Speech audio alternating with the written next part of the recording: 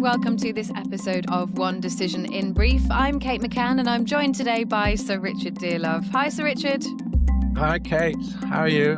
I'm good. Well, look, there's quite a lot to be getting on with today. We've had our pick of different subjects, but I think we should probably start by talking about what on earth is going on in Venezuela. There is an aircraft carrier on the way. What is going on? Well, I think the Trump administration has decided to sort of double down in terms of pressure on Maduro, and not to put too fine a point on it, they want to get rid of him. And I think that this is designed to ramp the military pressure up on the regime and perhaps make his position largely untenable. I mean, bear in mind that Maduro has already, well, I was going to say lost an election. I mean, fixed an election to get reelected, and the international community as a whole condemned the result. So he's not really legitimate. Plus the fact, of course, this is a major drugs supplier to the United States, and that has been a thorn in the side of the whole of the United States, both under different administrations, continuing under Trump.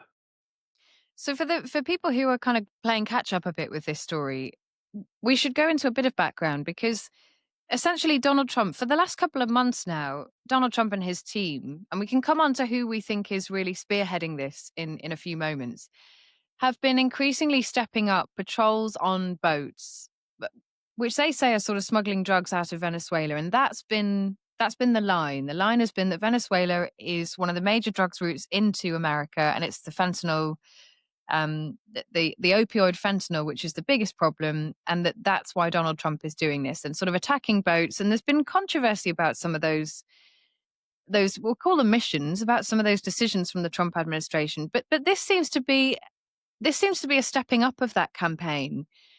And there is a suggestion now that there is more to this than just drugs. There is more to this than protecting the borders and looking tough. And as you're sort of hinting at, this is actually about regime change. Do we have any idea what is motivating that desire, if that's what's going on here? Well, I think the motivation is to have a democratic regime in Venezuela, which is pro-United States. I mean, bear in mind that Venezuela has massive oil reserves, which are largely sanctioned, and therefore the oil isn't really entering the international market at the moment. But I think the drugs issue is another big deal, because what Trump has started doing, and there's unprecedented deployment of US Navy ships into the area, is, I mean, normally for interdiction, you would stop and search. But what they're doing is they're just blowing these boats out of the water and killing significant numbers of people in terms of the crews of these boats, and not waiting to discover who they are and what they're doing. And therefore, the UN has criticized the policy on the basis of international law. But I mean, I would hasten to add that extrajudicial killings, which these are categorized as, were carried out extensively by the US in Afghanistan. And actually the largest number were not by the first Bush administration, but by the George W. Bush administration, but done under the Obama administration. So, I mean, there's plenty of precedent for the US using this capability. They're not doing it with drones, is my understanding. They're doing it with manned aircraft. What I find really interesting about this is when you read up on how much and sort of how much of the supply of drugs that's entering America that's coming from Venezuela. Venezuela is almost a smuggling route. Drugs come from other areas through Venezuela and are then smuggled out. It's not a major drugs producer. It's certainly not as big of a fentanyl producer as other areas are. So it's not the sort of number one target in those terms. And there are those analysts and experts who say actually the drugs boats that are leaving Venezuela are not destined for the US. They are they are heading in a different direction, eventually, really, to head over to Europe, to Spain and to Portugal. And that those drugs boats are never intended to be for the US, that a lot of the drugs that come into the US come through Mexico, which then does get us onto, as you suggest there, this idea that this is a political move. Is it a legal basis for a political move? I mean, I think you have to bear in mind when it comes to international law, there's quite a significant division between the way some American lawyers interpret international law and then, let's say, European, UK view of international law. And I would have thought that Trump will have enough lawyers reassuring him that he's acting within his rights as president of the United States. But I mean, this is a gray area, and there's no, I mean, some people would say it is black and white. That depends which international lawyer you're talking to. But I think that Venezuela is an important transit point for drugs. That's my understanding.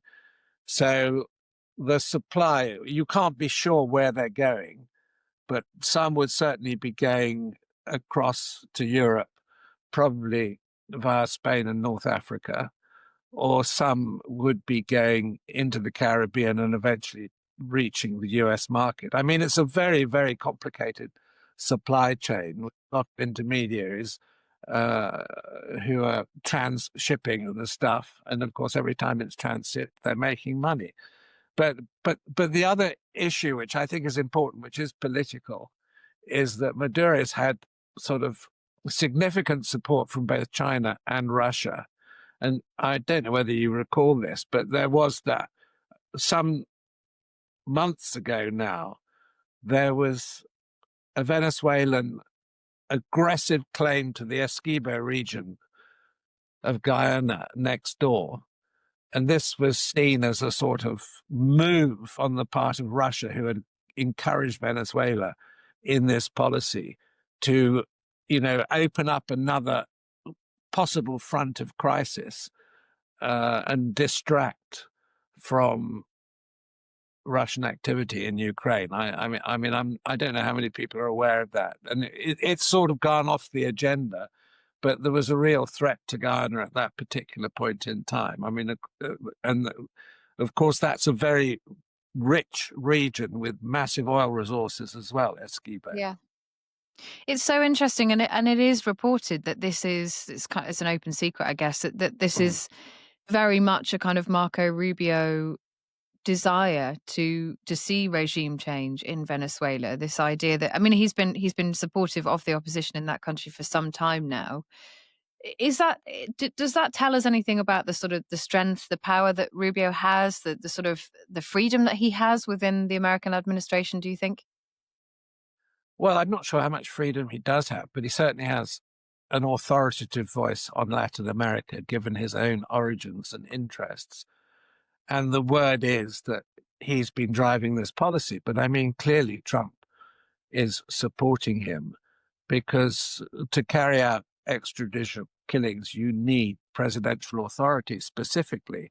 So Rubio couldn't do this without Trump's sign-off. And it is the presidential sign-off which technically under US law makes the actions legal. And without that sign-off, they would definitely be acting outside the law, as it applies to American politicians in the United States, because that's a constitutional issue. Yeah. Speaking of constitutional issues, we should talk about this before we move on. Donald Trump is opening the door ever wider to another run, which would be against the Constitution in America, another run for president. He's served 2 terms. He's in his 2nd term now. We were talking about this before we started recording, weren't we? We checked the wording of the Constitution, and it says president should only serve 2 terms. It's not about them having to be consecutive.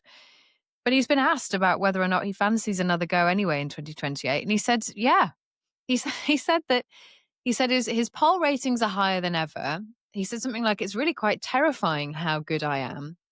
And then he also did also mention Marco Rubio and JD Vance, and said if the 3 of us formed a tight team, I don't think anyone could argue with us. It just fascinated me that Donald Trump is able to say these things, which in any other democracy would be an absolute massive press the red button warning sign. we need to get rid of this guy right now. It just passes for normal commentary in America at this point, which I find fascinating. And I suppose, I mean, a lot of it will come down to how Trump's presidency translates, how people feel, same as any politics, really, how people feel in the end about how well he's done. And it interests me because he came into office talking about how important Americans are, make America great again. But it was about domestic policy. It was about manufacturing being back in America. It was about, American jobs and American productivity. And yet the last couple of months, Donald Trump has been absolutely fixated on solving world wars. He's been in every single conflict zone pretty much around the world. He's on another foreign trip at the moment. And he's also, as we've just been talking about with Venezuela, his administration is consolidating power through sort of, I suppose, the machinations of other governments. The other example of that is Milei in Argentina, who has won a surprise victory. Um, he's won 41% of the national vote in polls which happened in an election which happened this week. And there had been some concern that he wasn't going to, but he'd been backed by Donald Trump. I mean, America is significantly, effectively bailing out the Argentinian economy. What do you make of Trump's intervention there?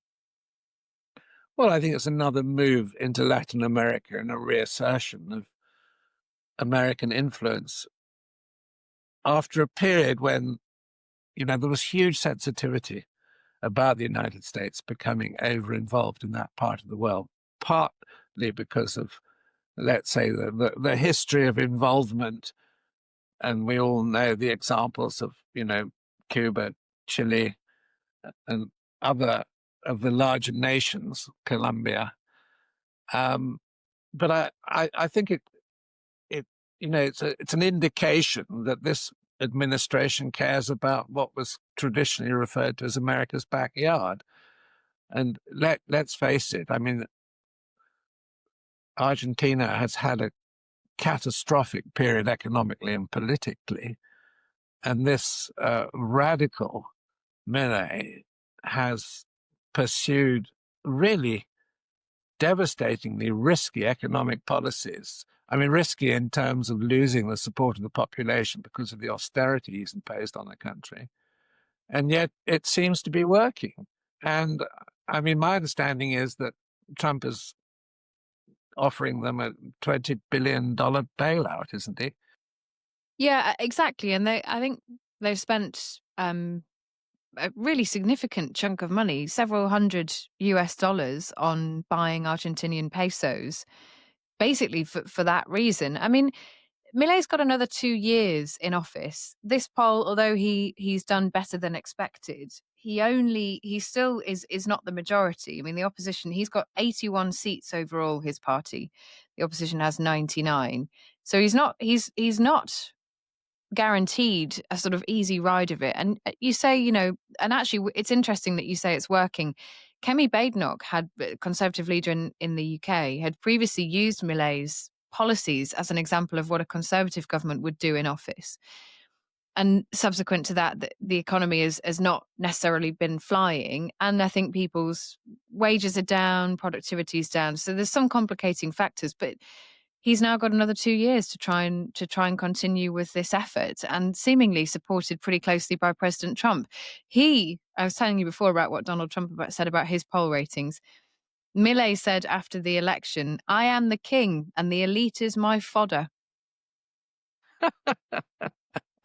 That's quite amusing. Well, he is a classic one-off. I mean, he's not quite Trump, but he has this sort of rock star, pop star persona. But on the other hand, he's had the courage to introduce these very, very hard-nosed economic policies, which everybody has dodged for years in Argentina. And I think that really it's a massive cuts in government spending that's behind it. And it's interesting that Kemi Badenoch is using that, because I mean, the big issue, or one of the big issues in the UK, would be radically cutting the welfare bill. And that's pretty much the track that Millei's gone down on his own. And it looks as though at the moment it's a sustainable economic policy. It's not out of the question to do that because people understand. But I think that the Argentinian economy has been a basket case teetering on the edge of, catastrophe for what, 15, 20 years? I think, yeah, even maybe longer. I mean, Milei said the first 2 years were about taking us away from the edge of the cliff, and the next 2 years will be about significant reform. Every country around the world is facing some similar kind of fiscal financial situation. I think there are those who are watching what's happening with Milei and wondering whether the sort of the age of the strongman, it continues. People thought it was over. People thought he was going to be, well, lame duck for the next couple of years, and that's not what's happened here. So maybe there's some mileage left in it still. So Richard, it's been great chatting. It's great chatting to you, Kate. Right, I'll speak to you soon. That's it for this week's One Decision in Brief. Of course, be sure to stay tuned for our regularly scheduled episode that's coming out this Thursday. And if you missed any of our previous episodes, you can find them wherever you get your podcasts, or you can check out our YouTube page or onedecision.com, where you'll find shorts, explainers, and plenty more besides. I'm Kate McCann. Thanks for listening.